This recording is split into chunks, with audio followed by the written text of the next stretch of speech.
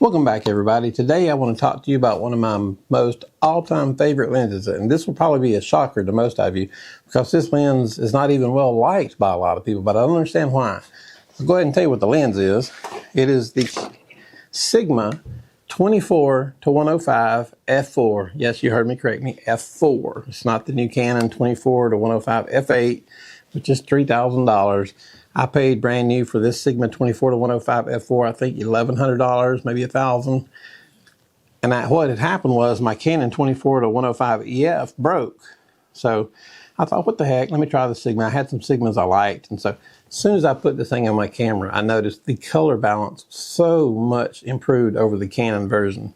The focusing was the same or better. Everything about the lens is fantastic. The only downfall to the lens is it's heavy, but it is a Sigma art lens, which means you're going to get higher quality. It's not your regular Sigma lens. It is the art lens. So it is heavy. It don't have any barrel drop down, as you notice. It's still tight. I've used this. I probably shot over 10,000 wedding pictures with this, and who knows how many pictures I've shot in the studio with it.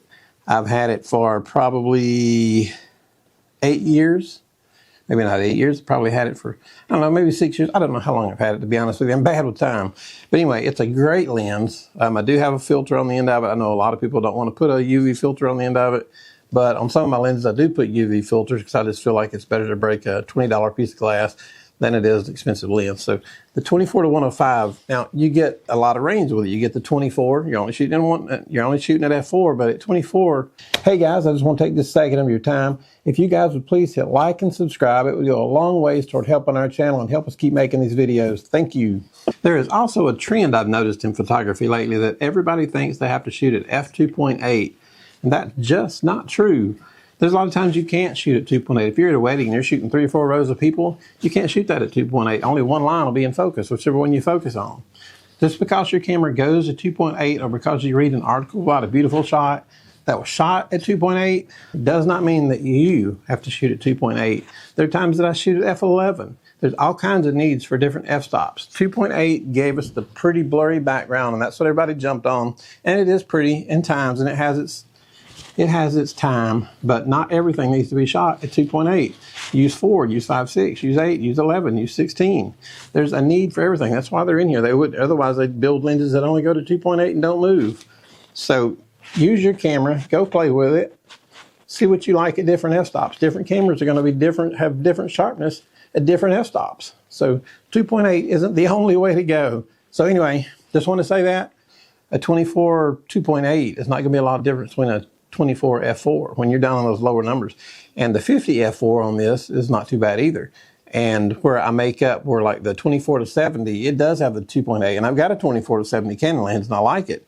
But once you reach the 70 up to the 105, there's not a whole lot of difference between the f4 and the 2.8. There is some, but there's just not a lot. This lens is it's just astounding. I just love this lens. I can't say enough about this lens. It's quiet, it focuses quiet, it just does everything that I need a lens to do. And it is so sharp. It is amazingly sharp. When I'm shooting models, their eyes are just so sharp. I just love the lens. I was looking on KEH.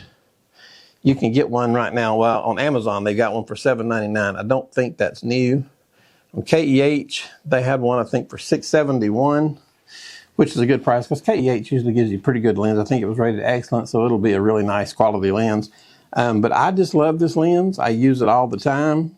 I do use my 24-70 Canon a good bit, so it's about half and half now.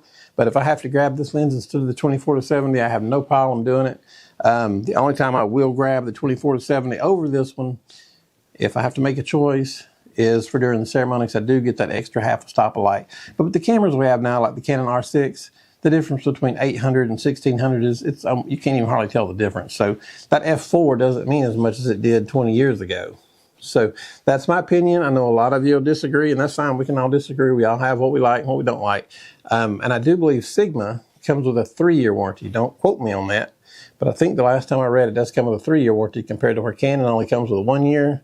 Again, don't quote me on that. I'll look that up and let you know if I was right in a future video. So there you go. But the Canon 24-105, I have shot entire weddings with this thing.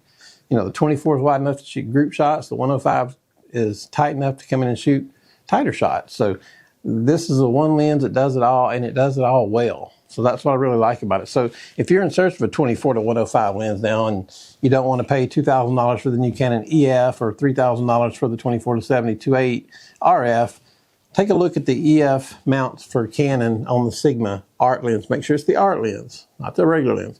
You want the 24 to 105 art lens by Sigma. That's the one you want. And it is sharp. So, hey, that was just a short video for you guys today to let you guys know about a lens that I really like.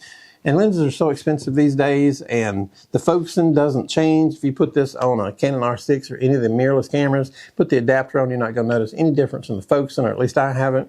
And I just love this lens. So I've said enough about that lens now. So if you guys get a chance to try it out and see how you like it. Let me know what you think. Hey, if we're helping you guys out, hit subscribe. Have a good day.